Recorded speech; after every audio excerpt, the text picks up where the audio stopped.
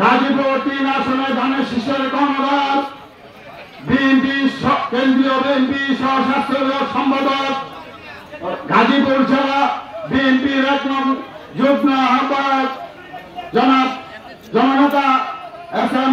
রফিকুল ইসলাম বাচ্চু ভাই।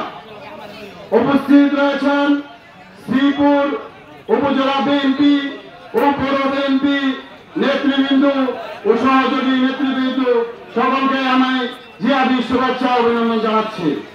সংগ্রামী ভাইরা, আমরা 17 বছর এই ফাঁসিবাদ সরকারের আওয়ামী সরকারের নির্যাতনের কারণে আমরা ঐক্যবদ্ধ হতে পারি নাই, কোন মিছিল মিটিং করতে পারি নাই, দলীয় কোনো কর্মকাণ্ড করতে পারি নাই।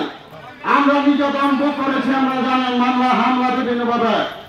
আমরা নেতৃবৃন্দের কাছে দৃষ্টি আকর্ষণ করছি, তখনকার সময় আমাদের কিছু বিএনপি নামধারীরা নৌকা এবং ঘোড়া নিয়ে নির্বাচন করেছে, আমাদের দল থেকে পদবর্ষায় চলে গেছিল।